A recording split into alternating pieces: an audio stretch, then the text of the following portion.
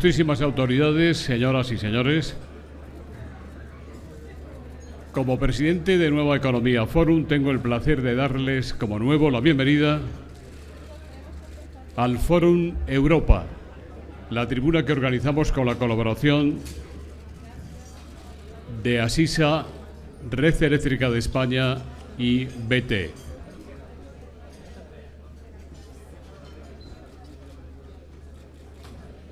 Hoy, dentro del ciclo que venimos dedicando a las elecciones generales del próximo día 26, tenemos el honor de recibir al cabeza de lista, candidato a la presidencia del Gobierno por Unidos Podemos, don Pablo Iglesias, al que le va a presentar el número 2 de esa lista y coordinador general de Izquierda Unida, enhorabuena por el nombramiento, don Alberto Garzón. Querido Alberto, la tribuna es tuya.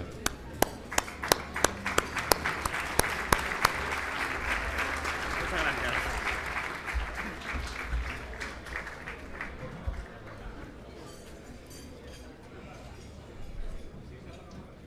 Bueno, buenos días. En primer lugar, agradeceros a todos y a todas la presencia hoy aquí, la presencia en este desayuno, y agradecer desde luego a Pablo, que me brindará también la oportunidad de poder presentarle, lo cual para mí es un orgullo y también un honor. Y en este sentido, como se trata de una presentación breve, y este tipo de presentaciones siempre tienen algún componente de naturaleza biográfica, tengo que decir que la primera vez que supe de Pablo fue precisamente en el marco de la universidad, en Somosaguas, cuando algunos que íbamos desde Economía fuimos a una charla organizada por Pablo, que iba a ser de ponente Immanuel Wallenstein, que es una persona que hablaba sobre el sistema mundo, es una persona que tiende a analizar la realidad política no desde el punto de vista coyuntural al que estamos normalmente acostumbrados, sino desde un punto de vista histórico. Y yo creo que esto no es una anécdota casual, sino que es también algo que encierra un simbolismo muy importante. Creo que cuando se analiza la realidad política solo en términos de partidos, en términos de relaciones de poder dentro de los partidos, estamos limitando mucho la posibilidad de entender lo que está sucediendo a nuestro alrededor.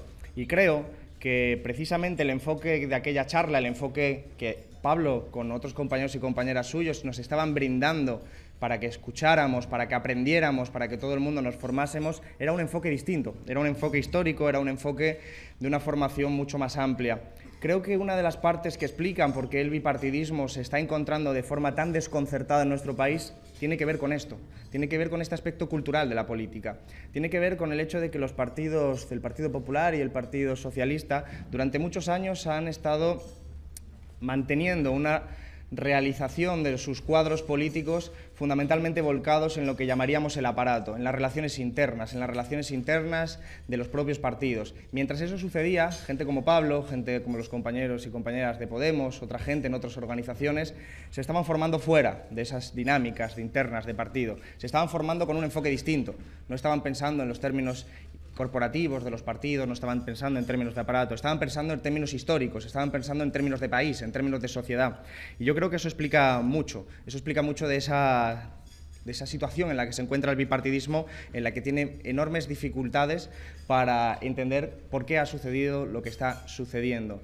Y en ese sentido, en un momento en el que en nuestro país nos jugamos realmente un orden social, en el que el drama de la calle es la miseria, el desempleo, los desahucios, la precariedad, la crisis permanente a la que se está sometiendo a la mayoría social, creo que es importante partir de que este acuerdo que hemos hecho entre Izquierda Unida, Podemos y otras fuerzas es un buen acuerdo para Izquierda Unida, es un buen acuerdo para Podemos, es un buen acuerdo para las fuerzas, pero sobre todo es un inmejorable acuerdo para la mayoría social y para la gente que está sufriendo las consecuencias de la crisis y de la gestión neoliberal de la crisis. Y creo que eso tiene mucho que ver con ese enfoque, porque tenemos que ser sinceros. Tanto para Podemos como para Izquierda Unida, como para el resto de organizaciones, probablemente hubiera sido más cómodo presentarnos solos. Hubiera sido más cómodo. Hubiéramos evitado determinadas tensiones internas, hubiéramos evitado las contradicciones naturales de juntarse con gente que no piensa exactamente del todo igual que tú. Pero, sin embargo, ¿eso qué hubiera supuesto? Decían las encuestas que en esa trayectoria el Partido Popular y Ciudadanos gobernarían con mayoría absoluta a partir del 26 de junio. Por eso creo que es de rigor y creo que es necesario reconocer el esfuerzo y la valentía de ambas organizaciones, pero muy particularmente del esfuerzo personal de Pablo. Del esfuerzo personal de Pablo para pensar, desde luego, con esa valentía en términos de país, como hemos estado a la altura de las circunstancias todas las formaciones. Porque al final de lo que se trata no son de nuestros propios partidos y nuestras propias organizaciones, sino de la gente que está sufriendo la crisis y la gente que necesita una esperanza y una alternativa.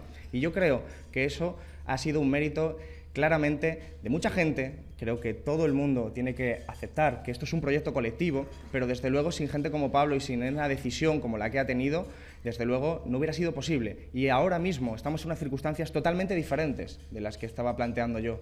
Ahora, en esta coalición, lo que tenemos y lo que estamos disputando es la posibilidad de gobernar un país para transformar la sociedad, para acabar con la miseria, con la desigualdad, con la pobreza, con la precariedad, para cambiar el modelo económico, el político.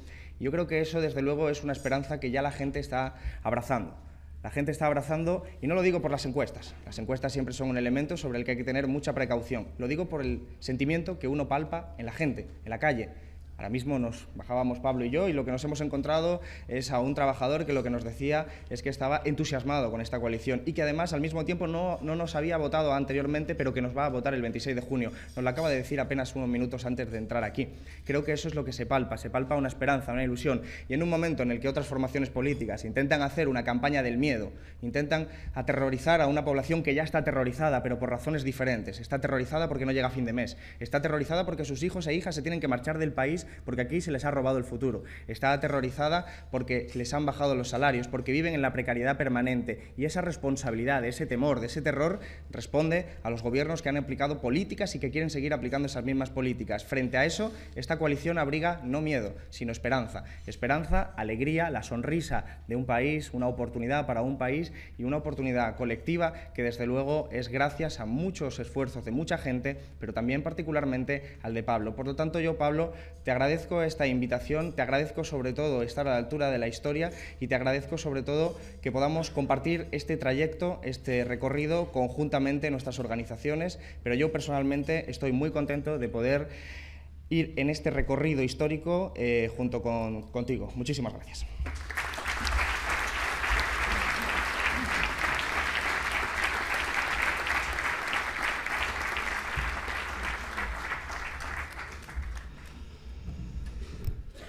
Buenos días a todos y a todas. Muchísimas gracias al Fórum Nueva Economía por la invitación que me ha brindado. Gracias a los empresarios y empresarias que hoy nos acompañan. Muchas gracias a los compañeros de Unidos Podemos que juntos por fin asisten también a este acto y muchísimas gracias, Alberto. Felicidades por haber sido elegido nuevo coordinador general de Izquierda Unida. No es una felicitación para la galería, creo que hay una nueva generación de jóvenes en la dirección de Izquierda Unida que ha decidido caminar con nosotros para construir un futuro mejor en este país. Solo puedo deciros que os necesitamos, que necesitamos hacer este camino con vosotros y vosotras y daros las gracias. La exposición que he preparado hoy aquí se va a organizar de la siguiente manera. En primer lugar, voy a reflexionar sobre una serie de cambios, de transformaciones que se han producido en el sistema político español y en el sistema de partidos que de alguna manera enmarcan los acontecimientos que estamos viviendo en un proceso de nueva transición.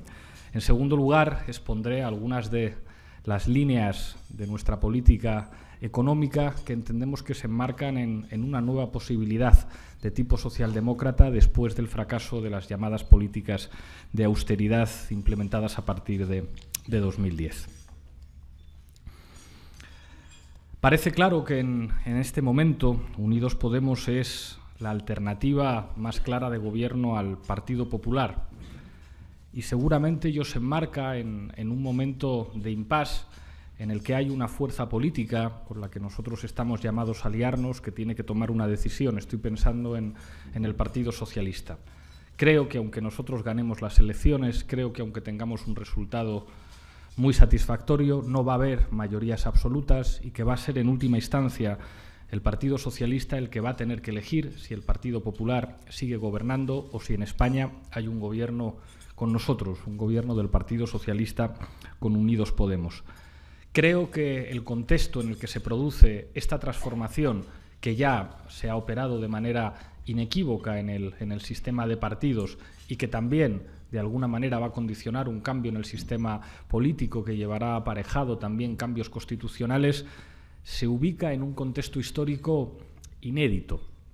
Y cuando digo un contexto histórico inédito, estoy pensando en un libro que estoy leyendo ahora y que me está influyendo mucho, un libro de un intelectual sobresaliente, de Joan Garcés, Soberanos intervenidos, en el que analiza de qué manera elementos que tienen que ver con la política exterior y con la configuración geopolítica de Europa condicionaron durante el siglo XX cuanto sucedió en España. De alguna manera, las viejas identidades de la izquierda se construyeron en torno a lo que Eric Hobsbawm llamó breve siglo XX, 1917-1989. Seguramente en este momento tenemos muchas dificultades para reconocernos cuando nos miramos al espejo y se abre una ocasión de redefinir formas de pensar las identidades políticas, formas de entender el Estado, formas de entender Europa y formas de entender nuestro papel en el mundo. En ese contexto tan preciso es en el que se está produciendo una transformación en el sistema político y en el sistema de partidos en España. Creo que hay dos claves que explican muy bien esa transición, esa transformación en las estructuras políticas de nuestro país. La primera es de sobra conocida y yo creo que es aceptada ya por el conjunto de los analistas y tiene que ver con la irrupción del 15M como síntoma ineludible, indiscutible, de una crisis orgánica, de una crisis en el régimen político español que tenía básicamente que ver con la crisis de los consensos que habían alumbrado uno de los sistemas políticos más exitosos en la historia de España, que es el sistema político del 78. Lo que nosotros pretendimos definir como una suerte de traición a esos valores y a esos principios se expresó claramente en las plazas aquel 15M como una suerte de crítica a los elementos del subsuelo, a los elementos que de alguna manera operan por debajo de las superestructuras políticas y que a nuestro entender implicaba el surgimiento de una nueva gramática política determinante para entender las posibilidades políticas en España a partir de entonces. Claro, los movimientos que se dan en el subsuelo no tienen una traducción electoral inmediata. De hecho, resulta irónico recordar ahora lo que decían en los meses que sucedieron al 15M algunos de los dirigentes políticos más conocidos de España. Decían, bueno, pues si esta gente que está saliendo en las plazas está tan convencida de sus posibilidades, pues que se presenten a las elecciones. Creo que a día de hoy muchos se arrepentirán de habernos dicho aquello de que lo mejor y lo más sensato era presentarnos a las elecciones. Lo fundamental del 15M es que de alguna manera inaugura nuevas categorías, nuevos conceptos, una nueva gramática para entender la política que afecta al conjunto del sistema de partidos. Nadie duda hoy que, aunque es evidente que nadie puede representar a un movimiento, la traducción político-electoral más clara de lo que representó el 15M fue Podemos. Pero no solo Podemos, de alguna manera esa nueva cultura que inaugura el 15M permea la piel del conjunto de los partidos políticos en España. Y vimos cómo de alguna manera esa nueva gramática, ese nuevo lenguaje, eso que algunos analistas muy inteligentes señalaban como la capacidad de Podemos de establecer los nuevos términos de la conversación, afectaron al conjunto de los partidos políticos en nuestro país. Esto es algo que ya se cuestiona poco, esto es algo que de alguna manera se acepta, pero en los últimos meses ha ocurrido algo que a mi entender es aún más importante y ha sido la oportunidad que a nosotros se nos ha brindado de liderar un nuevo espacio político en el que no estamos solos. Ese nuevo espacio político no solamente es hoy la expresión de un cambio en el sistema político, la expresión de un cambio en el sistema de partidos, la expresión de una transformación en el subsuelo político y cultural de nuestra patria. Ese nuevo espacio político en el que nosotros participamos junto a otros compañeros es nada más y nada menos que la principal alternativa de gobierno al Partido Popular. Eso tiene una dimensión histórica en nuestro país inédita. Hablamos del encuentro de Podemos con organizaciones de la izquierda tradicional catalana y española. Estoy pensando en Iniciativa per Catalunya, en EUIA, pero sobre todo en Izquierda Unida.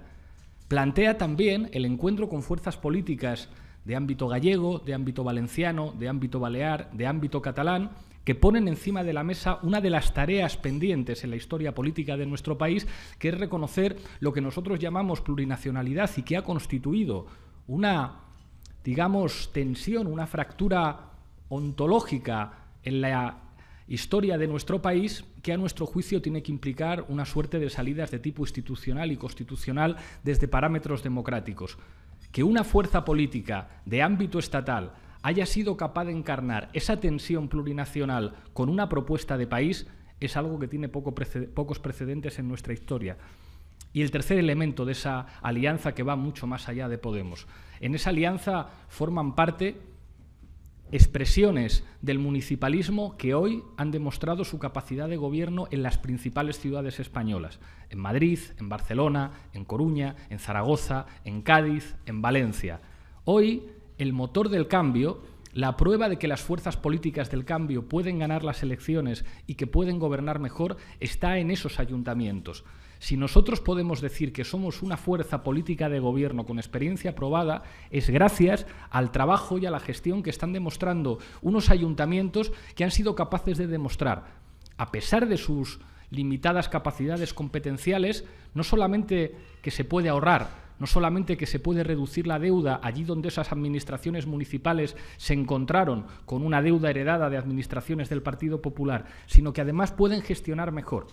Es un honor para mí poder decir en el Fórum Nueva Economía que gracias a la gestión de los equipos de gobierno de Madrid y de Barcelona, Madrid y Barcelona han aumentado su posición, han mejorado su posición en el ranking de ciudades más atractivas para la inversión. Y ese es un elemento que convierte a nuestra opción política no solamente en una alternativa electoral, no solamente en una fuerza política capaz de ganarle las elecciones al Partido Popular, sino en una garantía de que podemos gobernar y que podemos gestionar mejor porque lo estamos demostrando en la práctica.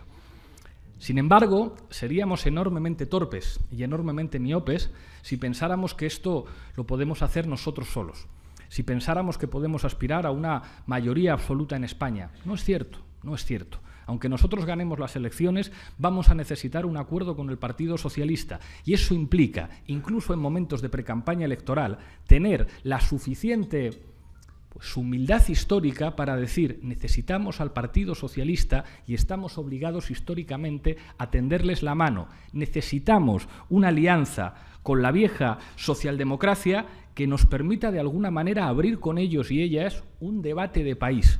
Un debate que se plantee en primer lugar las capacidades de gobierno de dispositivos administrativos de tipo estatal y de tipo subestatal vaciados de soberanía por la dinámica internacional de los últimos años. Y esto lo tenemos que hablar con la vieja socialdemocracia. Tenemos que hablar con ellos de Europa, de qué modelo de Europa queremos y si aspiramos o no a que la Unión Europea sea un espacio geopolítico autónomo o si va a seguir siendo un espacio geopolítico dependiente de otras potencias.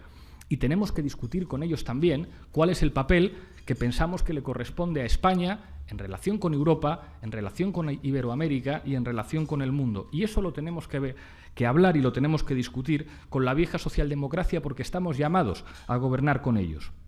El segundo desafío, lo apuntaba al referirme al elemento constituyente de este nuevo espacio político que tiene que ver con la plurinacionalidad, es precisamente ese.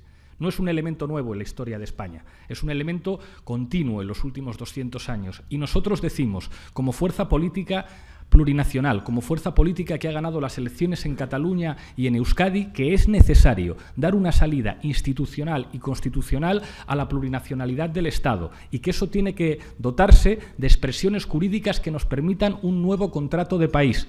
Nosotros decimos que somos patriotas, decimos que si hay una palabra que define a la candidatura con la que queremos ganar las elecciones al PP es que se trata de una candidatura patriótica y a un tiempo plurinacional y a un tiempo reconocedora de las diferencias consustanciales a la diversidad de nuestro país. Y para eso es necesario, también con la vieja socialdemocracia, abrir un debate sobre qué es lo que significa el federalismo hoy, sobre qué es lo que significa los diferentes encajes constitucionales para una realidad plurinacional y cuáles son las soluciones jurídicas en términos democráticos que pueden hacer que nuestro país abandone de una vez una dinámica de enfrentamiento institucional, una dinámica de choque de trenes que creo que no ha ayudado ni a España ni a Cataluña a resolver sus problemas. Ese nuevo espacio, que a mi juicio no tengo problema en ponerle una etiqueta socialdemócrata que se abre y que nosotros queremos ocupar, es el resultado no tanto de nuestra capacidad heurística.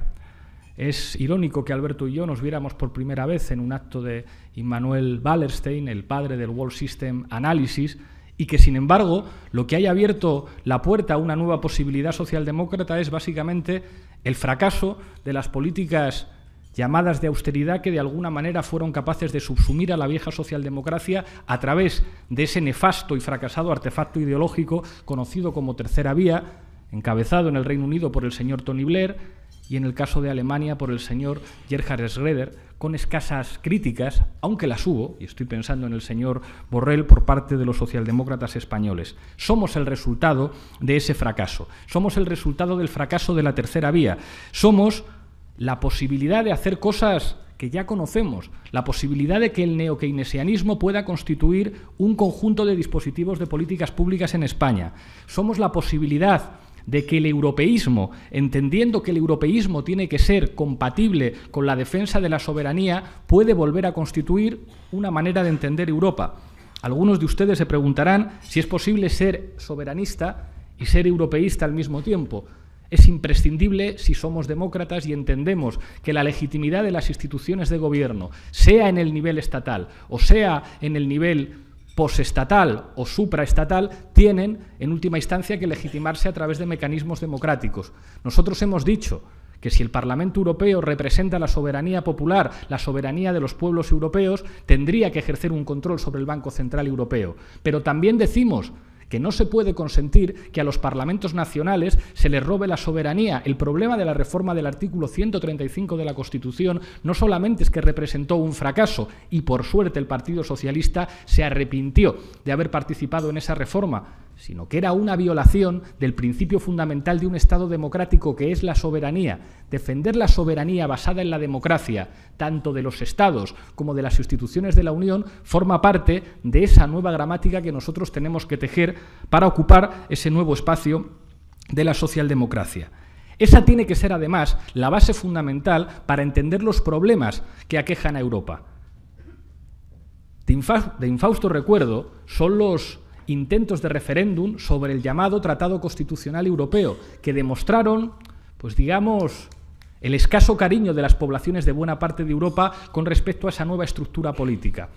O lo que puede ocurrir dentro de muy pocos días en el Reino Unido si finalmente el Reino Unido deja de formar parte de la Unión Europea. Pero es que si se quedan, la situación no es mucho mejor, porque las condiciones pactadas por el Consejo Europeo para la permanencia del Reino Unido son una vergüenza y una violación del propio proyecto europeo. Y decimos también lo que está ocurriendo en Francia, donde el Frente Nacional se puede convertir en el principal receptor del desánimo y de la escasa ilusión europeísta de sus poblaciones, lo que está ocurriendo en Austria, donde la extrema derecha ha estado a punto de ganar las elecciones, lo que está ocurriendo con la política que tiene que ver con los refugiados, está amenazando un proyecto político y viable de Europa. Y nosotros decimos algo muy sencillo.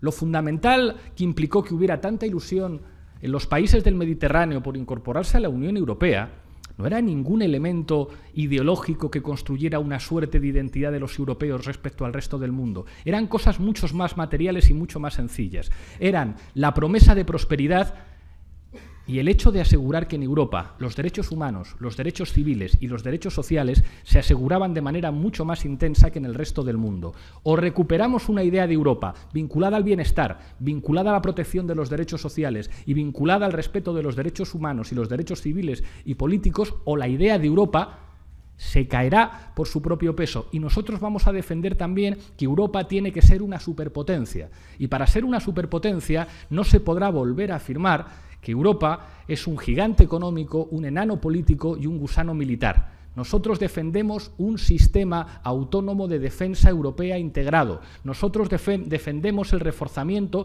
de las instituciones políticas de Europa siempre y cuando se basen en la soberanía democrática, y defendemos geopolíticamente el papel de Europa independiente del resto de superpotencias. El siglo XX convirtió a Europa en un terreno de enfrentamiento entre otras potencias, convirtió a Europa en un sujeto subalterno en términos planetarios. Cuando nosotros decimos que somos europeístas, decimos que no se puede consentir que Europa sea un territorio subalterno. Cuando nosotros decimos que el TTIP es un desastre, lo que estamos diciendo es que nosotros no podemos consentir que el aceite español o que los vinos españoles o que las regulaciones que tienen que ver con la protección de los consumidores y con los controles de calidad se vean afectadas para beneficiar a los intereses de otra potencia. Cuando nosotros decimos que somos europeístas, lo que estamos diciendo sencillamente es defendamos lo nuestro y estemos orgullosos de ser una referencia mundial en la defensa de los derechos humanos, de los derechos civiles y de los derechos sociales. Creo que las claves que explican las posibilidades de una nueva política socialdemócrata en Europa tienen que ver con el fracaso de ese giro copernicano en la política en la eurozona que se produjo a partir del año 2010. Ese giro copernicano dijo, para salir de la recesión, para superar la crisis, lo que tenemos que hacer es apostar por políticas de austeridad fiscal, de austeridad por abajo. Esto implicaba básicamente la reducción del gasto público y apostar por una desregulación del mercado de trabajo, traducido en plata. Abaratamiento del despido, peores condiciones de trabajo, más precarias y salarios más bajos. Incluso en España esta austeridad fiscal se constitucionaliza con una reforma fiscal llevada a cabo durante el verano sin consultar a nadie, sin hacer un debate, no digamos ya haciendo un referéndum. El fracaso de esta política no tiene que ver con elementos ideológicos, tiene que ver con elementos objetivos, tiene que ver con datos. Ni siquiera se redujo tanto el déficit como decían que se iba a reducir.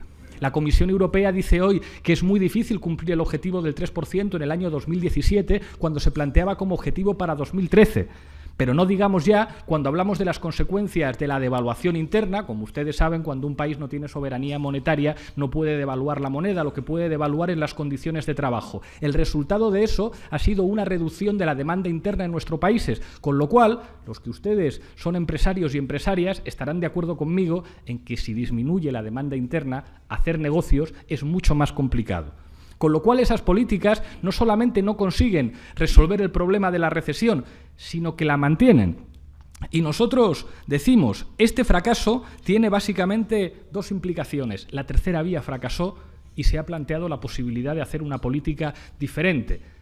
Si no fuera por ese fracaso de las políticas de austeridad practicadas en la eurozona, Unidos Podemos no existiría. Somos el resultado del fracaso de los que vinieron antes y por eso proponemos políticas económicas diferentes. ¿Cuáles son las líneas de nuestra política económica? Tres ejes muy claros. El empleo, porque estamos en la eurozona, tiene que caracterizarse por las condiciones dignas. Si algo han demostrado la segunda mitad del siglo XX es que es bueno para las empresas, es que es bueno para los países trabajar en condiciones de calidad. Tengo muy buena relación con el señor Juan Rosell, pero si es verdad que dijo que el empleo estable es una cuestión del pasado, tengo que decir que se equivoca. El empleo estable, con derechos de calidad, los salarios dignos, no solamente responden a la necesidad de justicia social, son buenos para el conjunto de la economía porque contribuyen a que en sociedades de mercado la demanda interna actúe como el elemento crucial para que la economía le vaya bien a todo el mundo.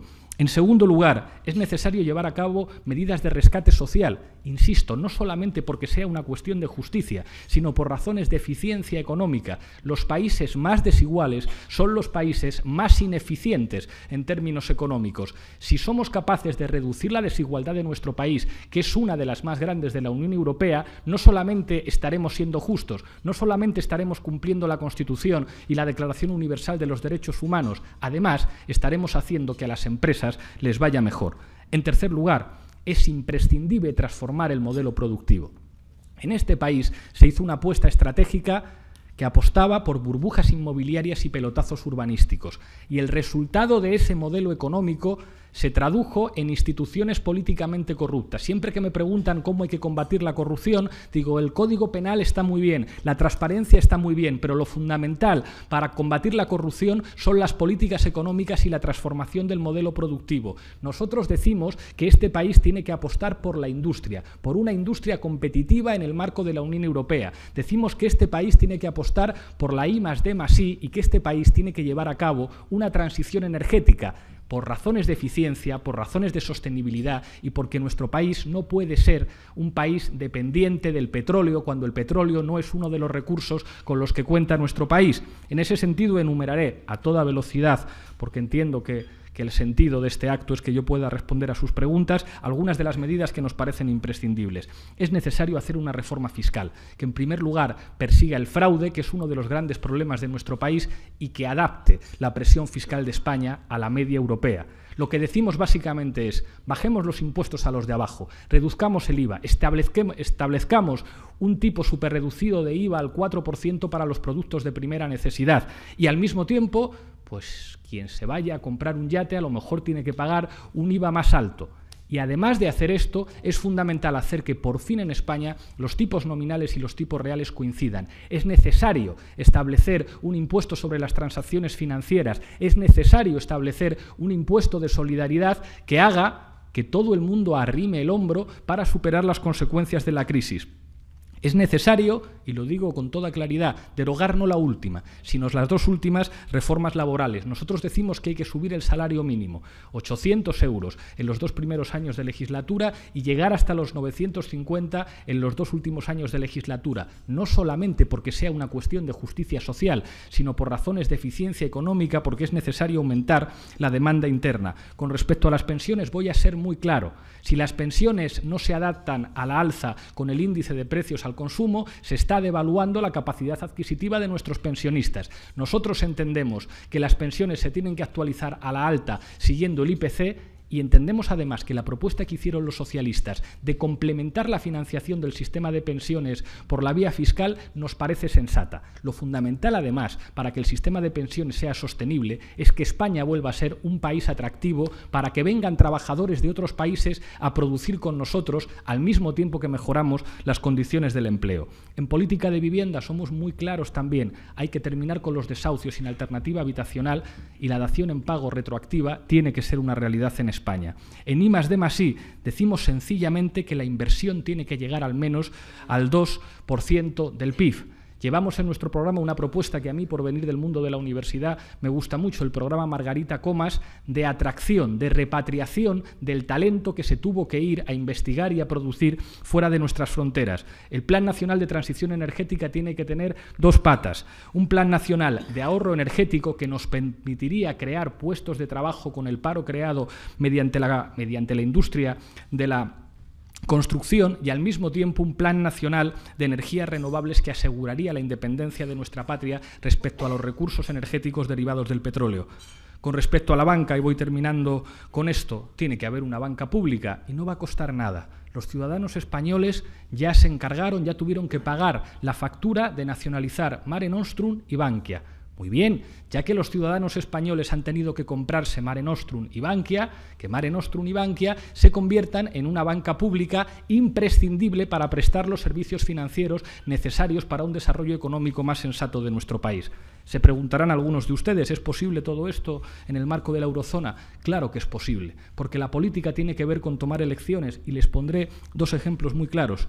El señor José Luis Rodríguez Zapatero tuvo que congelar las pensiones para tener 1.700 millones de euros más. Podría haber tomado otra decisión. Simplemente, si hubiera dejado tal y como estaba el impuesto de patrimonio, no hubiera tenido que tocar las pensiones. El presidente Mariano Rajoy tuvo que hacer un recorte de 6.000 millones de euros en sanidad. Hubiera obtenido esos mismos 6.000 millones de euros si no hubiera tocado, si hubiera dejado simplemente como estaba el impuesto de sociedades a las empresas que facturan más de 140 millones de euros al año, que son solamente el 0,12%. Gobernar es elegir y seguramente después del 26 de junio se planteará 2 opciones. La opción de que haya un gobierno que siga con el Partido Popular en el Ejecutivo o un gobierno en el que esté Unidos Podemos con el Partido Socialista. Creo que la decisión en última instancia será del Partido Socialista. Deseo con corazón y con cabeza que elijan bien y que podamos gobernar juntos para construir un futuro mejor en nuestro país. Muchísimas gracias.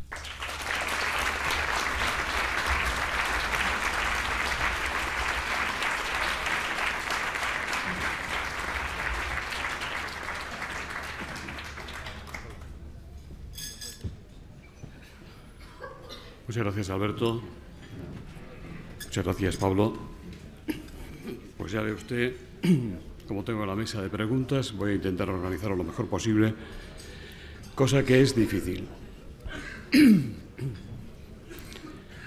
Pedro Callejas, de Antena 3, Espejo Público, dice: un sondeo de hoy asegura que el 59% de los votantes socialistas no quiere un pacto con Podemos.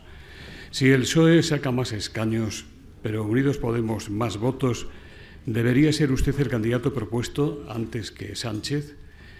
Luis Domínguez dice: por lo que sabe, se han producido cambios de mentalidad en la cúpula del PSOE para que esta vez los socialistas se sumen a Unidos Podemos para formar gobierno.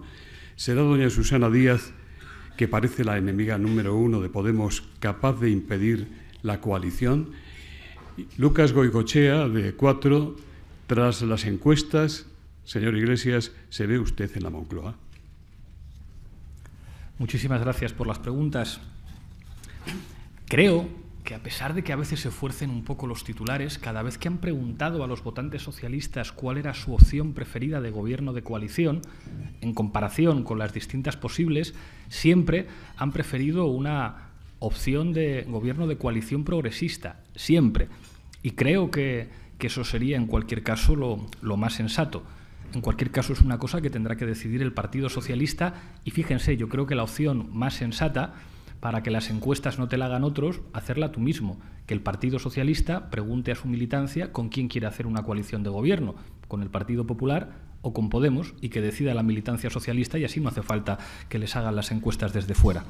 Con respecto a la ratio escaños-votos, creo que vamos a tener un resultado muy satisfactorio tanto en escaños como en votos, pero creo que en democracia, si partimos de la base de que el voto de todos los ciudadanos españoles cuenta lo mismo, pues habrá que entender que gana las elecciones o tiene mejor resultado electoral el que tiene más votos. Yo creo que nadie se puede alegrar de tener un sistema electoral con fórmulas que, de alguna manera, que no tienen tanto que ver con la famosa fórmula Don, pobre señor Don, tienen que ver sobre todo con el tamaño de la circunscripción, que de alguna manera distorsionan la voluntad popular en la representación. Nadie se puede alegrar de eso, nadie se puede alegrar de tener más escaños teniendo menos votos. Eso es un defecto en el sistema electoral. Un sistema electoral que hace que tenga más escaños alguien que tiene menos votos que otra opción es un sistema electoral que tiene un fallo, y creo que en este sentido los demócratas no pueden tener dudas. Gana las elecciones quien más votos tiene. Con respecto al cambio de mentalidad, yo creo que estamos hablando de cuestiones históricas lo suficientemente relevantes como para que esto no pueda ser algo que tenga que ver con el carácter de unos o de otros dirigentes. Cuando nosotros planteamos la necesidad de abrir un debate histórico con la vieja socialdemocracia, esto no puede depender con si hay un dirigente en una comunidad autónoma a la que le cae mejor Podemos o le cae peor. Estamos hablando de un debate de país, estamos hablando del futuro de España en los próximos 30 o 40 años, y seguramente estamos hablando del futuro de la vieja socialdemocracia, porque de la decisión que tomen después del 26J, creo que todo el mundo tiene bastante claro que dependerá su futuro. Entonces, me resisto a pensar que esto tiene que ver con las tonalidades emocionales de diferentes dirigentes, y espero que estén a la altura de abrir ese debate con nosotros. Con respecto a la Moncloa, yo creo que esto no puede ser una cuestión individual. Yo creo que nunca deberé decir soy presidente, sino somos presidentes. Somos, digamos, diferentes sensibilidades las que vamos juntas para hacer esto, y si yo estoy en la Moncloa, eso querrá decir que hay un gabinete colegiado y que hay muchos compañeros que me van a acompañar para llevar a cabo tareas de gobiernos que serán en el interés de España. Álvaro Sánchez León, del Confidencial Digital, dice: el logo del corazón de Unidos Podemos es una antítesis de la revolución política que pretende significar. ¿El partido que usted lidera depende mucho del estado del ánimo social? Lo primero, entiendo que es una afirmación y yo defiendo la libertad de expresión. El segundo elemento, bueno, creo que los estados de ánimo son determinantes en política, siempre lo han sido. Pero para nosotros algo mucho más importante que los estados de ánimo son los programas. Si yo me he extendido tanto hoy es para tratar de compartir con ustedes un diagnóstico que ha pretendido ser, digamos, frío y objetivo de la situación política y presentar honestamente nuestras propuestas de gobierno traducidas en políticas públicas concretas. Entiendo que eso es lo fundamental que permite un gobierno, más allá del estado de ánimo de cada cual. Núria Val, de OK Diario, dice: ¿qué le parece que un sector de En Comú Podem recoja firmas a favor de la independencia de Cataluña? Nosotros ya hemos dicho muchas veces que no queremos que Cataluña se vaya de España y que defendemos un encaje constitucional diferente que reconozca a Cataluña como nación. Y lo digo claramente, creo que si en Cataluña hubiera una consulta, creo que los partidarios de que Cataluña siguiera en España con otro encaje constitucional seríamos ampliamente mayoritarios. Le preguntan qué salida le ve usted a la situación extrema que vive Venezuela, si tiene la sensación de que Maduro tendrá que renunciar a ser el presidente de la República, y también le pregunta a Núria Val si acudirá usted a ese país para dar explicaciones sobre la financiación de Podemos, tal y como pidieron diputados de la oposición a Albert Rivera. Gracias por las preguntas. Respecto a la segunda, la financiación ilegal de partidos es materia competencia de los tribunales españoles. Me preocupa, además, que algunos en este país, de alguna manera, empezaran a desconfiar de los tribunales españoles si sus resoluciones no les gustan. Hasta en 5 ocasiones el Tribunal Supremo de España ha archivado las denuncias de financiación ilegal contra Podemos y nosotros confiamos en la justicia española y entendemos que la competencia para examinar cualquier materia que tenga que ver con esto es de los tribunales españoles.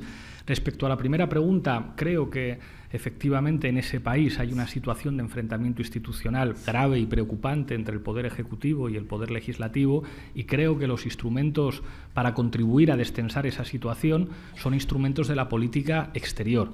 Yo creo que un país interviene en otro país a través de las reglas de la diplomacia y la política exterior, no mediante candidatos en campañas electorales. Cuando he escuchado al actual ministro de Exteriores del Partido Popular, el señor García Margallo, decir que hay que templar gaitas y que hay que proteger las relaciones de amistad entre España y Venezuela porque es del interés de los empresarios españoles y del interés de España, creo que ha dicho algo muy sensato. Creo que el papel de los expresidentes también adquiere sentido y en ese sentido no puedo por menos que felicitar al presidente Rodríguez Zapatero por el trabajo de mediación que está llevando a cabo en ese país. Eso sí, el trabajo que llevan a cabo los ministros de Exteriores y los expresidentes no puede ser sustituido por el trabajo de candidatos. Entiendo que algunos se encuentren con dificultades para hablar de España, para hablar de desahucios, para hablar de paro, para hablar de los servicios públicos en nuestro país y se tengan que ir muy lejos para buscar otros marcos para la campaña electoral española. Pero creo que nuestra sociedad cuenta con la madurez suficiente, somos una democracia consolidada para saber que en una campaña electoral en España de lo que toca hablar es de España. Lázaro Bonilla le dice: ¿podría resumirnos sus principales propuestas en materia de impuestos? ¿Acabaría usted con el paraíso fiscal de Madrid, donde el impuesto del patrimonio en la práctica no existe, además de otras ventajas competitivas con otras comunidades autónomas? ¿Puede detallar algo más sobre la tasa a los bancos? Muchísimas gracias por la pregunta. Creo que es absurdo lo que se vivió en este país de competencia entre comunidades autónomas. Estoy completamente en desacuerdo con las medidas implementadas por la señora Esperanza Aguirre, que convertían efectivamente Madrid en una suerte de paraíso fiscal en lo que al impuesto de patrimonio se refiere. Nosotros entendemos que una tasa a las transacciones, que un impuesto a las transacciones financieras 0,1% cuando se trata de transferencias financieras, de acciones y bonos y un 0,01% cuando se trata de derivados, es una propuesta más que sensata que contribuiría de alguna manera a enriquecer la capacidad de inversión de las instituciones y favorecer con políticas públicas a los ciudadanos. Entendemos además que hacer que los tipos reales y los tipos nominales coincidan es algo sensato. Entendemos además que no tiene sentido que quien gana 60.000 euros al año tenga que pagar el mismo IRPF que el que gana 300.000 y que esto hay que racionalizarlo. Entendemos que hay que reducir el IVA a los productos de primera necesidad y entendemos que una política fiscal en clave de redistributiva, una política fiscal que de alguna manera avance en los principios de de progresividad y en los principios de solidaridad sería no solamente más justa, sino más eficiente. Luisa Centeno le dice: Madrid, según usted, es un agravio comparativo. ¿No lo son también los conciertos y los cupos en el País Vasco y en Navarra? ¿Por qué no acabar con esos conciertos? Excelente pregunta. Yo creo que el concierto y el cupo vasco es una de las expresiones jurídicas de la diversidad institucional de nuestro país, que a mí no me parece mal. Yo creo que hay instituciones que pueden responder a realidades jurídicas diferentes. Cuando los que hemos estudiado Derecho nos encontrábamos con que había un derecho civil diferente en función de los territorios en España, no nos encontramos con algo que nos ofendiera, sino con algo que es constitutivo de la riqueza de nuestro país, y que eso tenga una expresión en instituciones de alguna manera históricas como el cupo o el concierto. Si eso, como en la práctica ha ocurrido, se puede traducir en una mayor eficacia, en una mayor eficiencia recaudatoria y en políticas públicas más justas, a nosotros nos parece bien. Creo que, por poner un ejemplo concreto, España no es Francia. En España no hubo un diseño de la administración, una unificación del derecho civil, una unificación lingüística como la que se produjo en el país vecino, y por lo tanto, si tenemos una historia distinta y una historia de nuestras instituciones jurídicas distintas, creo que eso debemos asumirlo como una riqueza y como algo positivo. Carlos Alonso, sobre pensiones. ¿Cree justo que se exijan 34 años de cotización para tener derecho pleno a cobrar completa una pensión? Con el retraso en la incorporación al trabajo, ¿qué joven de hoy va a cobrar una pensión digna? ¿Cuáles son sus propuestas y sus líneas rojas para un nuevo pacto de Toledo sobre pensiones? Excelente pregunta. Efectivamente, si hay que cotizar 34 años, nadie de mi generación y de las generaciones que han sucedido a la mía tendría una pensión jamás.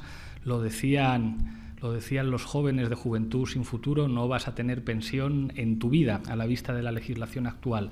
Nosotros decimos, por una parte, la renta mínima garantizada tiene que asegurar a todos los pensionistas con un mínimo de 600 euros. Decimos también que en 4 años el salario mínimo interprofesional tendría que coincidir con las pensiones mínimas. Entendemos que las pensiones se tienen que actualizar con el IPC, y al mismo tiempo tenemos claro que la sostenibilidad del sistema de pensiones tiene que ver fundamentalmente con la capacidad productiva de un país.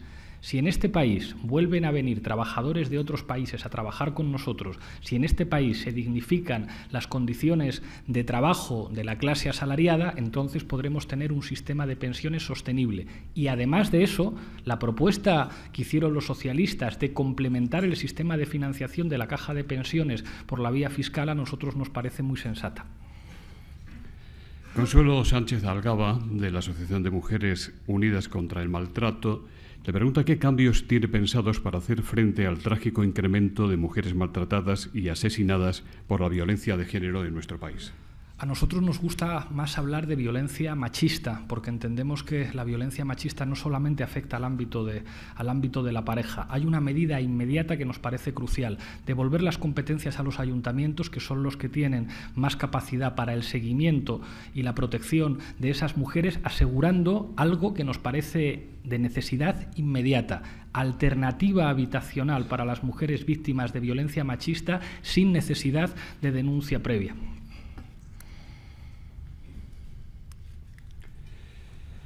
Estefanía Molina, de El Nacional, dijo Íñigo Errejón que socialdemócratas y comunistas eran especies del pasado y que había que buscar la transversalidad. Hoy ha hablado usted de ocupar el espacio socialdemócrata. ¿Por qué parecen discrepar usted y don Íñigo Errejón, aquí presente, que si quiere hacer alguna puntualización está usted en su derecho? John Ariztimullo, de Antena 3, dice: ¿cree que Alberto Garzón, también aquí presente, y si quiere hacer puntualizaciones, que las haga, cree usted que Alberto Garzón se siente cómodo definiéndose como la nueva socialdemocracia? ¿Es eso compatible con definirse como comunista? Respecto a la segunda cuestión, independientemente de lo que añada Alberto, Marx y Engels eran socialdemócratas. Yo creo que es un término con una capacidad de subsunción enormemente amplia. Con respecto al término, yo creo que que los significantes son lo de menos, que las políticas son básicamente opciones. A mí, digamos que me siento más clásico a la hora de entender que no necesitamos necesariamente inventar etiquetas nuevas. ¿Qué significa ser socialdemócrata en el siglo XXI? Bueno, en mi exposición he dejado claro ya que las condiciones de posibilidad de las identidades ideológicas se han redefinido por completo.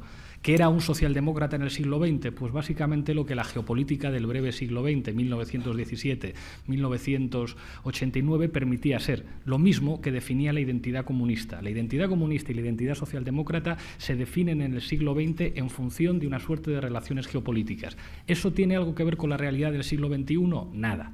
¿Qué es lo que se puede hacer en el siglo XXI? En el siglo XXI se pueden tomar opciones. ¿Qué opciones podemos tomar? Y en eso creo que todos los que formamos parte de esta candidatura estamos de acuerdo. Opciones políticas de tipo neokeynesiano. ¿Estamos todos de acuerdo en hacer una reforma fiscal más redistributiva? Sí. ¿Estamos de acuerdo en proteger las pensiones? Sí. ¿Estamos de acuerdo en mejorar las condiciones de trabajo? Porque entendemos que, entre otras cosas, eso facilita que funcione mejor la economía, incluso en sociedades de mercado. Estamos de acuerdo con eso. ¿Estamos de acuerdo con proteger los derechos civiles y los derechos sociales? Sí. A partir de ahí podemos tener un riquísimo debate ideológico sobre lo que significa cada cosa. Nosotros nos definimos a nosotros mismos como patriotas al mismo tiempo que reivindicamos la plurinacionalidad del Estado.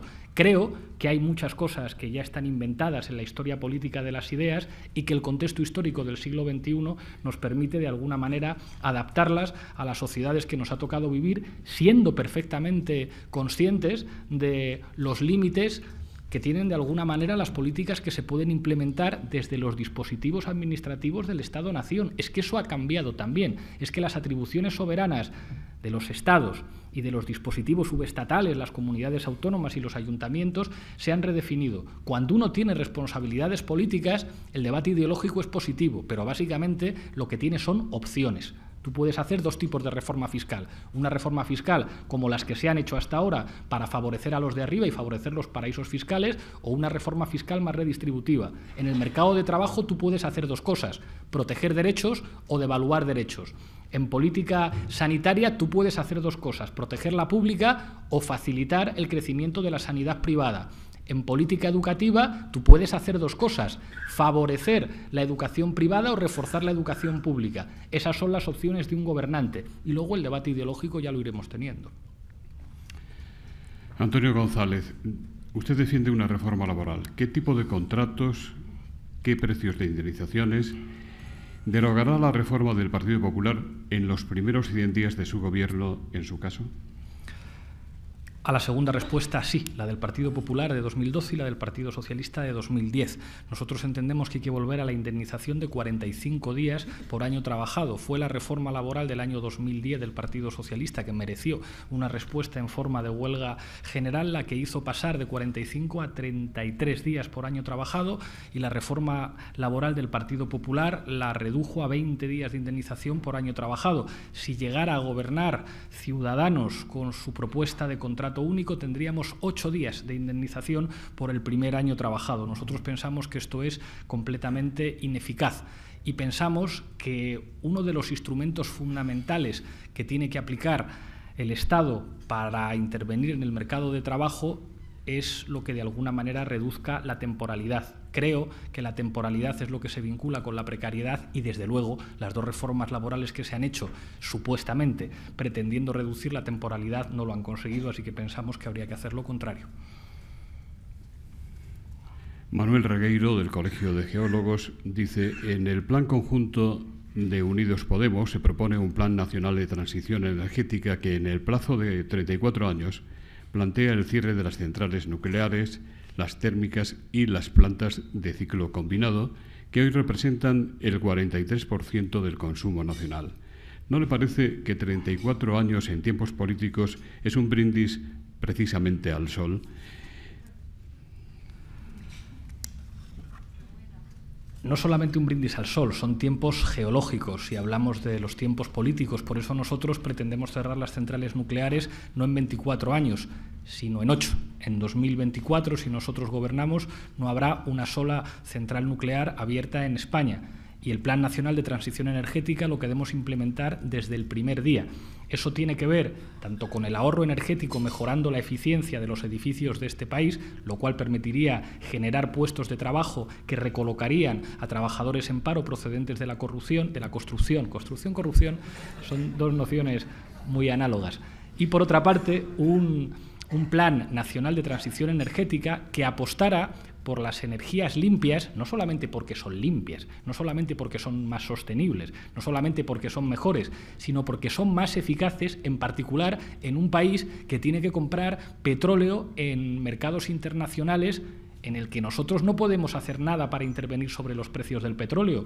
Por una cuestión de sentido común soberano, alguien que defienda a su país no puede hacer que la energía de su país dependa de recursos con los que no cuenta y en cuya fijación de precio no puede intervenir. Y teniendo en cuenta el sol que tenemos en España, las posibilidades de la energía eólica, hacer un plan de transición energética no solamente es una cuestión deseable, sino que es algo imprescindible, y desde el primer día de la legislatura, acabando con las nucleares cuando la ley nos lo permite, que es en 2024. Santiago Álvarez Barón le pregunta qué opina usted de la custodia compartida. Creo que cuando hay acuerdo entre las partes y cuando hay una tutela judicial efectiva que garantice que el interés superior del menor es el principio que informa cualquier decisión, es razonable que pueda haber una custodia compartida. Nosotros defendemos, por ejemplo, que los permisos de maternidad y paternidad sean iguales e intransferibles, porque cada vez que son transferibles sirven para que las mujeres se queden en casa renunciando a sus capacidades y a su derecho a trabajar. Por eso, en el caso de la pregunta que se plantea con la custodia compartida, si hay tutela judicial, si hay acuerdo entre las partes y siempre dejando claro que el interés superior del menor informa la decisión que se tome, a nosotros no nos parece mal.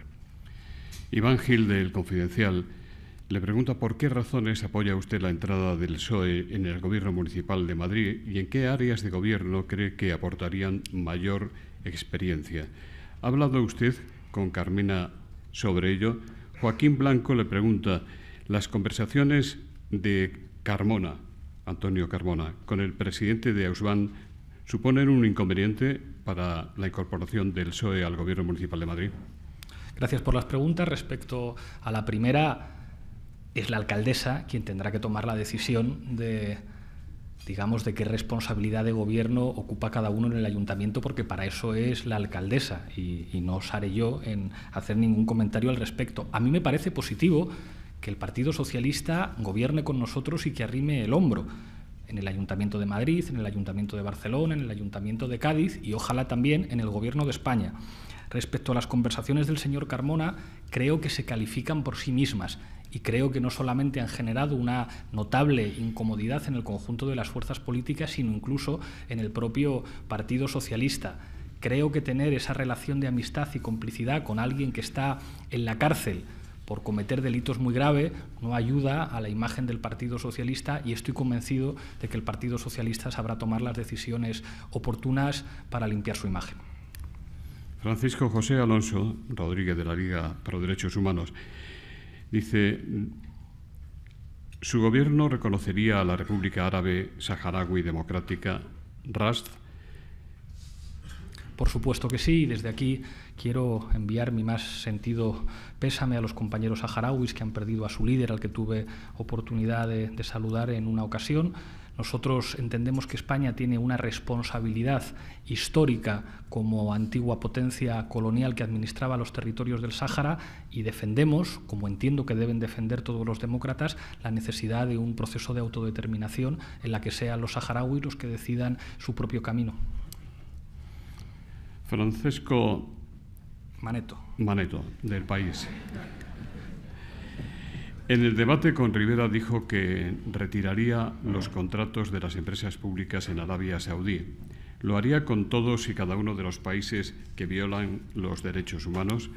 María del Pozo, de Amnistía Internacional, dice, se compromete a no exportar armas a países como Arabia Saudí. Lorena Baeza, de La Sexta, ¿qué conclusiones saca usted después del cara a cara con Albert Rivera? ¿Cree que salió usted ganador? Respecto a la primera pregunta, yo creo que no es sensato que un país democrático comercie con armas con países no solo que no respetan los derechos humanos, sino que de alguna manera han generado dudas respecto a sus relaciones con organizaciones internacionales terroristas. Me hago cargo de las dificultades jurídicas y ayer en el debate en Salvados, Evo le planteaba una contradicción muy pertinente al decir, mire usted, es que de esos contratos con Arabia Saudí depende el empleo de muchos trabajadores. Yo creo que se puede hacer una política exterior y una política de defensa que racionalice el comercio de armas, evitando que nuestro país tenga que comerciar y tenga que asumir niveles inaceptables de cooperación militar con países que no respetan los derechos humanos. Y creo que esto es perfectamente viable. Con respecto a la última cuestión, creo que no es elegante que uno mismo juzgue el resultado de un debate, creo que eso lo debe juzgar la gente y por mi parte no haré ninguna valoración. Agradecer a Albert Rivera su disponibilidad para debatir, siempre la ha tenido, agradecer a Jordi Évole que lo facilitara. Creo que es una obligación de los candidatos a la presidencia del Gobierno someterse a los debates y someterse a las entrevistas. Creo que representa un problema de funcionamiento democrático que, por ejemplo, los candidatos del Partido Popular y del Partido Socialista nunca se hayan atrevido a someterse a una entrevista con Ana Pastor. Creo que eso no es razonable en un país democrático. Creo que no es razonable que hayan tenido tantas dificultades para llevar a cabo debates cara a cara. Yo solo he podido debatir cara a cara con Albert Rivera y creo que debería ser una obligación para los candidatos que los ciudadanos pudieran apreciar varios debates cara a cara entre los principales candidatos. Y respecto a la valoración del debate, ya digo que eso lo haga la gente. El debate a 4, es decir, todos contra Rajoy, ¿será interesante?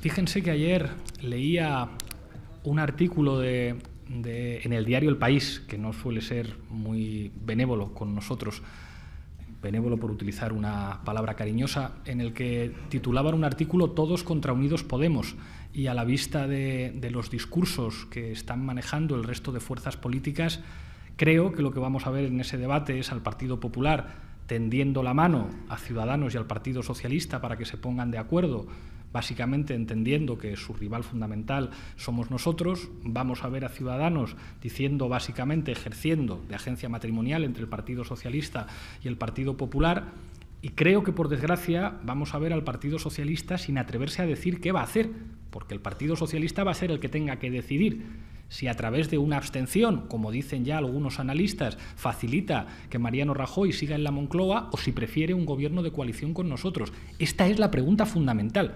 La pregunta fundamental en una campaña electoral es ¿con quién va a pactar usted? El Partido Popular ya lo ha dicho. Nosotros queremos pactar con el Partido Socialista y con Ciudadanos un gobierno de gran coalición. Ciudadanos lo ha dicho también. Ha dicho, nosotros queremos que se ponga de acuerdo el Partido Socialista y el Partido Popular, y si nosotros estamos dentro también, pues le introducimos algo que no había antes a la gran coalición. Nosotros hemos contestado también diciendo, queremos un gobierno de coalición progresista con el PSOE. Falta uno por contestar. El PSOE tendrá que aclarar si ellos quieren un ejecutivo con Rajoy o si prefieren gobernar con nosotros. Susana Hidalgo, de Torrejón de Ardoz, dice: ¿cómo puedes explicar, Pablo, a quién tiene una actitud inmovilista que si es posible gobernar a pesar de la Unión Europea, de los lobbies y de los demás agentes externos? Tomás González dice: un gobierno de Unidos Podemos, ¿qué hará con una posible multa de la Unión Europea a España por el incumplimiento de los compromisos de déficit? ¿Sobre qué bases negociarían ustedes con la Comisión Europea y el Consejo Europeo, habida cuenta de la experiencia de Tsipras que usted conoce también? También le pregunta Raimundo Castro cuál es la relación actual con Tsipras y Syriza y qué ha aprendido de la lección griega. Muchísimas gracias por las preguntas. Hay una cuestión que es fundamental y efectivamente son los límites. Nosotros somos perfectamente conscientes de los enormes límites a la hora de gobernar. que están determinados por la presencia de España en la Unión Europea, por los mercados internacionales y por una realidad geopolítica internacional que hace que las opciones que se puedan tomar sean muy limitadas. Y de eso somos conscientes. Somos conscientes de que se ha producido históricamente un vaciamiento de las atribuciones soberanas por parte de los Estados y que en esas condiciones es en las que hay que gobernar. Nuestro ejemplo, los ayuntamientos del cambio, con escasas capacidades competenciales, han demostrado no solamente que se puede gobernar, sino que se puede gobernar mejor. Si comparamos, por ejemplo, al Ayuntamiento de Madrid con la Comunidad de Madrid, vemos que el Ayuntamiento de Madrid ha reducido la deuda al tiempo que ha aumentado las ayudas sociales y ha reducido los gastos suntuarios, mientras que la Comunidad de Madrid sigue aumentando su deuda. Lo mismo cabe decir del Ayuntamiento de Cádiz o, por volver al ejemplo del Ayuntamiento de Barcelona y el Ayuntamiento de Madrid, han mejorado su posición en el ranking de ciudades atractivas para la inversión. Es decir, a pesar de los enormes límites, hay márgenes para gobernar. La cuestión del déficit. Nosotros decimos que el déficit se tiene que reducir a un ritmo más moderado. Y si alguien nos habla de incumplimientos, tendremos que recordar que Alemania y Francia en los últimos 10 años han incumplido hasta 15 veces el Pacto de Estabilidad. Tendremos que decir, con Matteo Renzi, que lo está planteando con mucha claridad, y con el gobierno portugués, que lo está planteando con mucha claridad, que el déficit hay que reducirlo, pero a un ritmo menor. Y recordaremos que los brotes verdes en la economía española en el último año tienen precisamente que ver con el hecho de que el gobierno actual ha hecho algunas de las cosas que nosotros decimos que hay que hacer, es decir, una política fiscal un poquito más expansiva. Lo que no tiene sentido es obcecarse con fórmulas no solamente sectarias y caducas, sino que se han demostrado enormemente ineficientes. Con relación a Grecia, creo que nadie se puede alegrar de que haya un país de la Unión Europea como Grecia que es un protectorado. Un protectorado que no se puede financiar en los mercados internacionales y que tiene que aplicar las medidas que le dictan desde fuera. Esto es una vergüenza en el marco de la Unión Europea. Es terrible que haya un país de la Unión, pues que en última instancia le hacen la política desde fuera. Por suerte para nosotros, España es la cuarta economía de la zona euro y tenemos una situación bien diferente en la que los márgenes para hacer política son distintos. Es terrible que nadie recuerde que lo que ha llevado a Grecia a una situación desesperada como la actual tiene que ver con una gestión nefasta por parte tanto del PASOK como de Nueva Democracia. No hay que olvidar que el señor Lucas Papademos, uno de esos paladines de las políticas de austeridad, fue el responsable de falsear las cuentas del Banco Central de Grecia, precisamente porque los griegos hicieron durante mucho tiempo lo que les obligaron a hacer con una gestión del todo nefasta por parte de Nueva Democracia y el PASOK, les ha convertido, les ha llevado a una situación insostenible en la que no pueden financiarse en los mercados internacionales. Esto es completamente distinto en el campo de España, en el caso de España, que les ha convertido en un protectorado. A cualquiera que se alegre de que haya un país de la Unión Europea convertido en la práctica en un protectorado, pues habría que llamarle cínico. María del Pozo, de Amnistía Internacional. Sobre refugiados, ¿van a incrementar el compromiso de plazas de reasentamiento?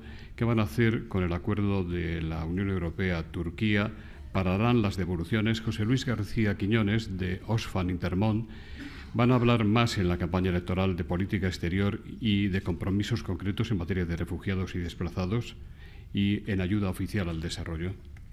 Creo que en esto, de nuevo, los ayuntamientos del cambio son un ejemplo de la disponibilidad de algunas administraciones para poner las estructuras necesarias para que España cumpliera con sus obligaciones en materia de recepción de refugiados. Es vergonzoso que prácticamente se cuenten con los dedos de una mano los refugiados que han llegado a España durante este tiempo. Creo que España cuenta con capacidades para recibir a muchos más refugiados de los que ha recibido y para ser un ejemplo de solidaridad, como han demostrado los ayuntamientos del cambio.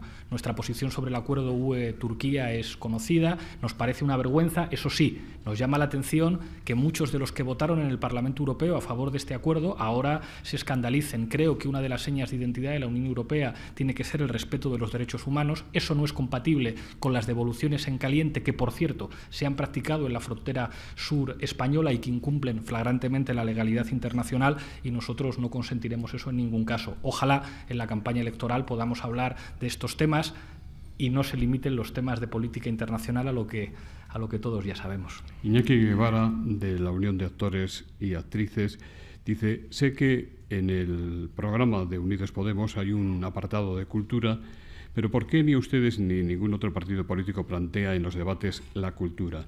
Francisco Forcades le pregunta qué hacer con el cine en España. ¿Acabarían con los subsidios a los productores? ¿Reducirían el IVA de la cultura? Gracias por la pregunta. Por desgracia, las formaciones políticas no controlan las escaletas de los debates. Creo que sería muy razonable desde aquí hacer un llamamiento a los medios de comunicación para que nos pregunten por esto. Es más, creo que estaría muy bien que la Unión de Actores se dirigiera a las cadenas que organizan el debate A4 para que incluyeran en la escaleta de ese debate algún tema referente a la cultura. Nosotros respondemos a las preguntas que se nos formulan.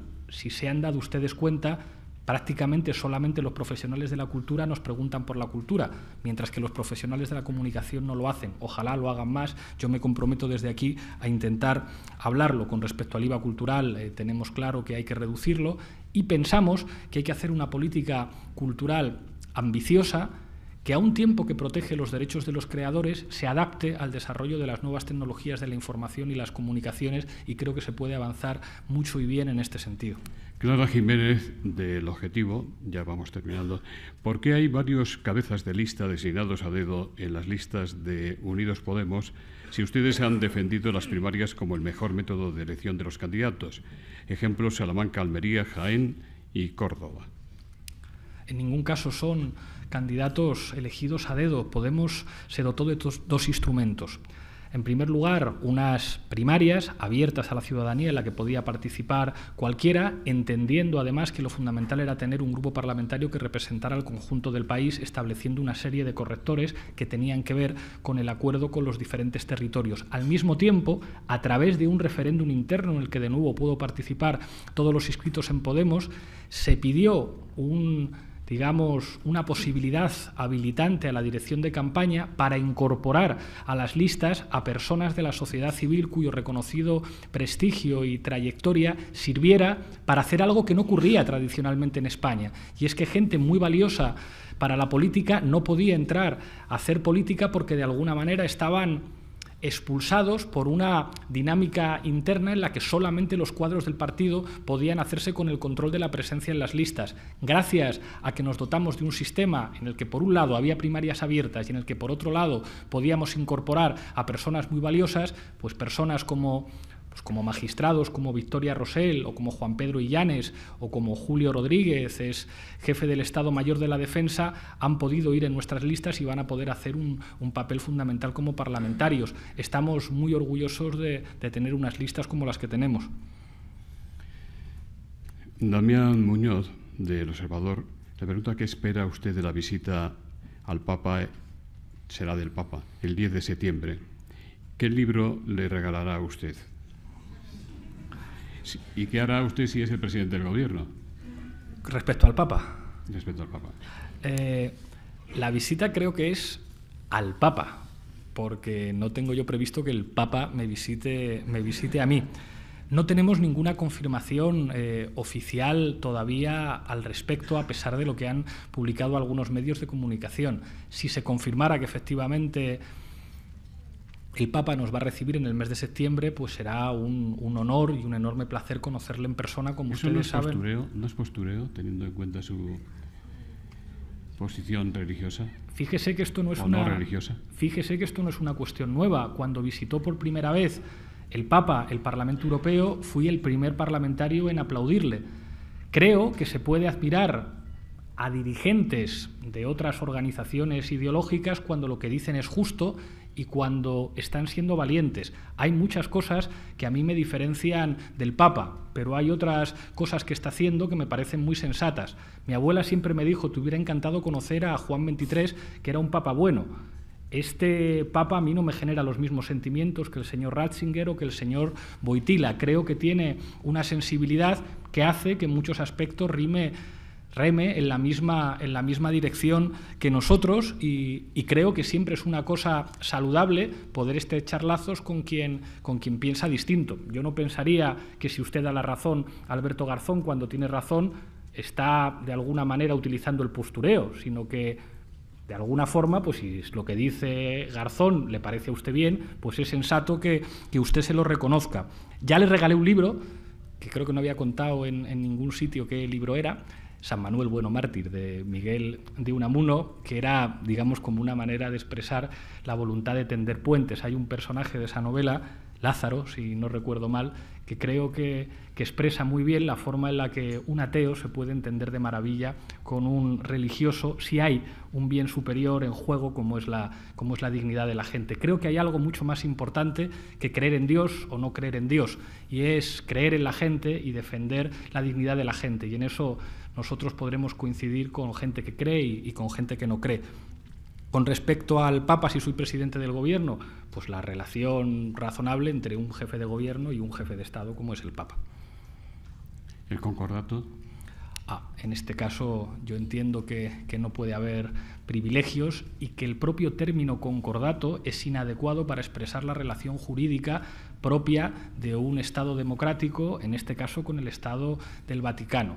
Lo que puede haber es un acuerdo jurídico internacional entre el Estado español y la Santa Sede, como el que podría haber con otras confesiones o con otros estados. Y nosotros entendemos que hay que terminar con una suerte de privilegios que son incompatibles con un Estado laico y con una democracia. Yo creo que el IBI lo tiene que pagar todo el mundo, independientemente de que pertenezca o no a la Iglesia Católica, y considero al mismo tiempo que la educación en un sistema democrático tiene que estar separada de la catequesis. Entiendo que está bien que se estudie historia de las religiones en la escuela. Entiendo que es sensato que en un país culturalmente católico como España se estudie historia de la religión católica, pero creo que catequesis en las escuelas públicas, eso no es adecuado en un Estado moderno y un Estado democrático.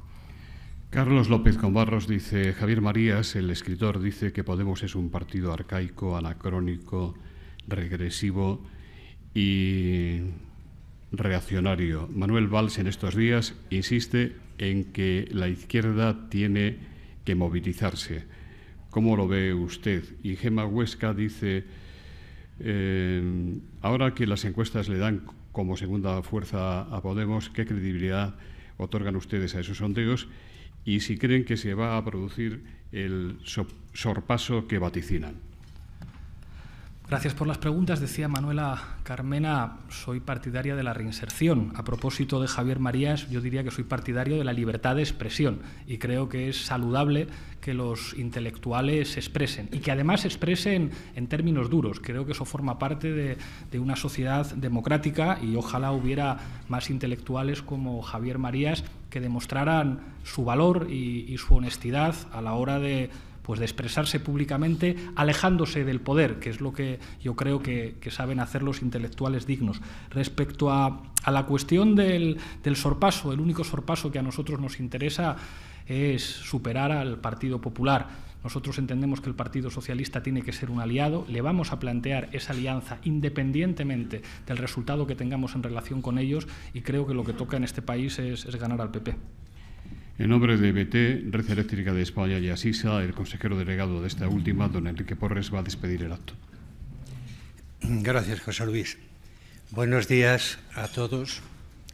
En primer lugar, quiero agradecer tanto a Pablo Iglesias como a Alberto Garzón que estén esta mañana con nosotros.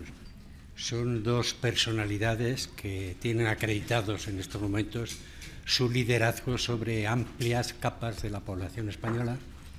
Y por lo tanto, y en víspera de un acto electoral tan importante como el que vamos a tener a partir de esta semana, tienen una agenda muy complicada. Y estar esta mañana con nosotros, de alguna manera, supone que han hecho una opción personal que es de agradecer por nuestra parte. Porque para este foro es importante poder contar con la participación de todas las expresiones ideológicas que conforman el panorama político del país. De hecho, así cumplimos de alguna manera lo que era la misión fundacional del foro, ser un punto de encuentro para que se produzcan en él todas las reflexiones posibles dentro del respeto a nuestro sistema democrático que ayuden a enriquecerlo, y a eso creo que estamos contribuyendo. Agradeciéndoles de nuevo su participación y a todos ustedes por su presencia. Buenos días.